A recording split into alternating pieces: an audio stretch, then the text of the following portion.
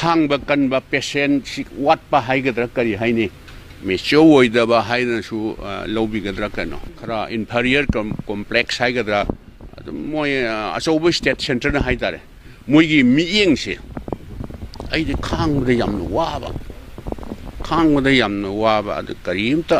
mina usithawidaba keno tawr agadi kedawrani phamdi layana sidokhrabok yai haina ko usithawidabagi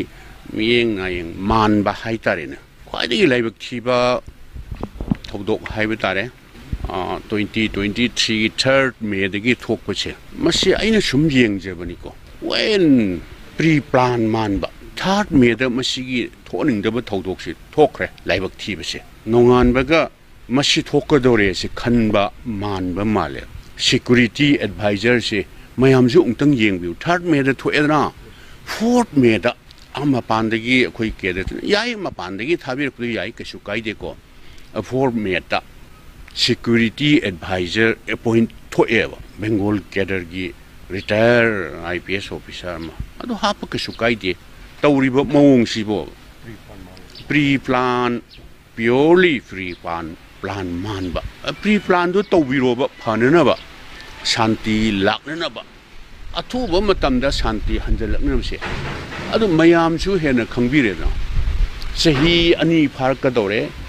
tha kun ma thoi phause manipur da otna naidra masjid tawriba mayam sing si kayam na wahle maman naidraba punsi kaya manghalle nakal ani makki hayu tare mi sani yankai humpu hena sihelle mi kutra hena thiba khangdre hujik relief camp da both side ta leiribasi thousands of relief camp da nga yen yokpa dauna sahi ani pharka dore sahi kun ma thoi tha kun ma thoi khre henjale si bauji akhoi da moina yengi ba mi yengsi adu phareba ngarang na hanchi assembly gi tangai phadaba constitution gi tangai phadaba tawda yadaba haibtare assembly sumon tawre honorable governor na hayeng session phangba nga si bhauda honorable chief minister si ada charter flight ta hingda ada kauraga kauba yadi haibe wanate ko kaubi targa di advice to bigi haibe tar di tarani thama khai ma hafta am walinge ta nang sigi situation moi di source intelligence gi source loina from different angle dagi source loin lairibne ba adu sidi yaroi dore hairaga di well in advance hayeng session phamga dabdunga si kauraga charter flight ta hingda kaya usitabno kauraga you go and tender resignation haina advice ta wiri bese kitang mangjona na advance oina tawbira magadi si manipur da thoiba laibak thiba thodok mayam si id tho moy khalle adu masi ai wakhan si moina akhoi sibu tin kang dawna ubra akhoi toin hanjan di ngang ko hojik su id haining eba constitutional crisis na tieba mase moigi kari haini yamna lockdown tawba akhoina tawring hai tawra loire haibagi ko adudaida tawba problem ni aduna masaida constitutional crisis ki wal laite aduga karigumba sarkar ama akhoi opposition mi manga khaktane akhoina bu sarkar inthu ngamro aigi for the last more than 30 years political experience haibitare sarkar ama hongdo hongjin sarkar tu bese within the government party manungda kainara kanda ayambana sarkar hongdo hongjin sarkar tu si towe madudi lairiba leader sing aduga center gi leader sing nana uramane ba moheba aina hajaridi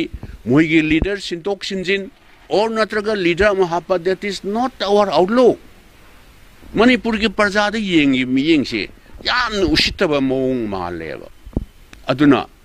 mashi sidaida thoninda ba haiba tare maybe procedure da yadadna animated suspension toba khotpa toba matam khargi arrangement side adu madu su tawham thokti ne khalle maramdi sufficient time le darkar lerga de even midnight to wasa halina leader ama moi manung digi khanjagadabni aduna sidaida tho ningdaba manipur gi praja singda ot naigadaba constitutional crisis leibsu nataba lahanna ba tawra aga PR thamma khotpa tawrakpa targadi Manipur gi praja singna aidi khangba yamna waga do male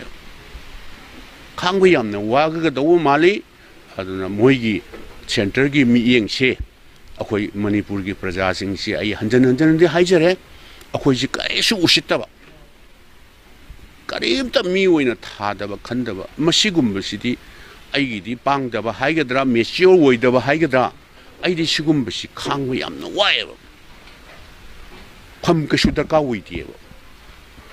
praja Manipur gi praja sing da yengiba miyengse